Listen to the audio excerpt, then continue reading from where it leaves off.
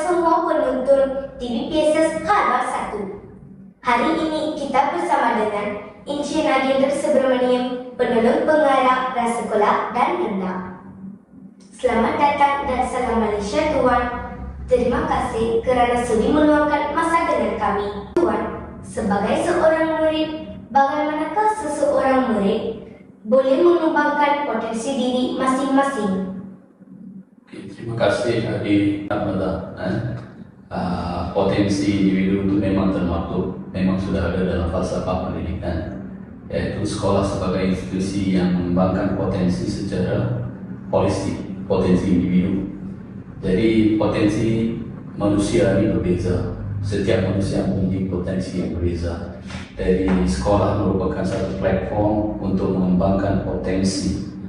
Sebagai contoh pada hari ini, sambutan bulan kemerdekaan dapat mencukir bakat murid-murid, contohnya pengacara majlis. Jadi potensi itu akan terserlah bila diberi peluang. Jadi saya rasa aktiviti-aktiviti ataupun program-program yang telah dirancang dan dilaksanakan di sekolah merupakan satu elemen yang penting untuk mengembangkan potensi murid. Jadi murid pun kena ambil peluang dan mendalami bidang-bidang tertentu untuk masa depan. Terima kasih Tuan. Apakah cara atau medium yang boleh digunakan oleh murid untuk mengembangkan potensi diri? Potensi diri seperti saya kata tadi, setiap manusia memiliki potensi yang berbeza.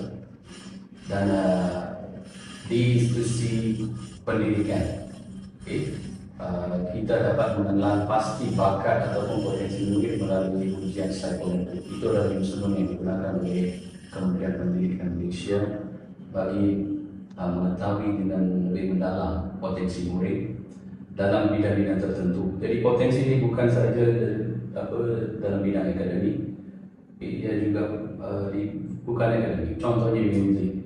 Jadi murid dapat mengambil dalam pertandingan-pertandingan ataupun program yang berbentuk yang boleh memberi pengetahuan yang luas tentang muzik.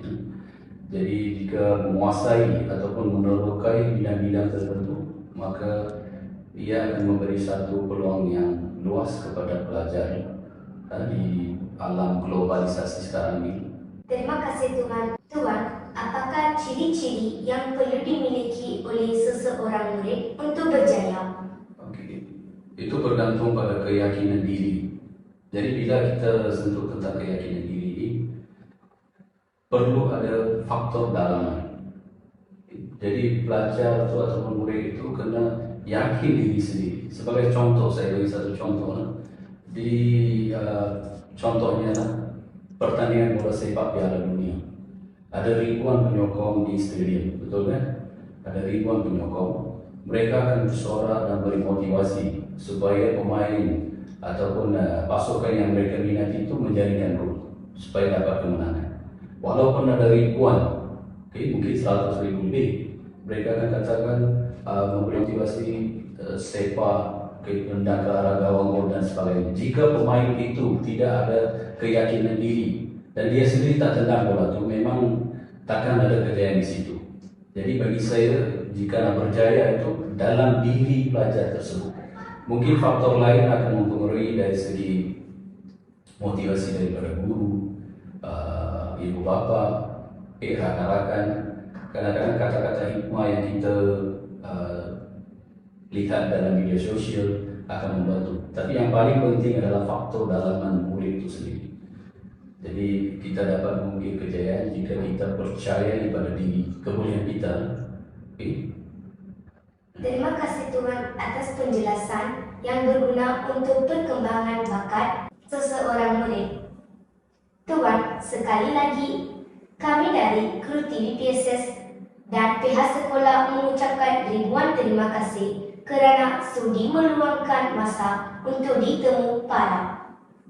Terima kasih Dik. Jadi saya pun ingin mengambil kesempatan ini untuk merakamkan ribuan terima kasih dan tahniah kepada guru besar dan juga guru-guru SPKT, murid-muridnya, kerana ada TVPSS Ini juga merupakan satu platform untuk murid mengembangkan potensi diri. Seperti adik-adik ingin beri peluang untuk adik mengembangkan potensi diri. Mungkin pada masa akan datang akan membantu untuk kehidupan seterusnya. Terima kasih.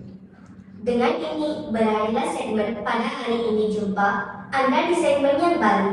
Saya Narmada dari TV PSS Harbar 1. Terima kasih.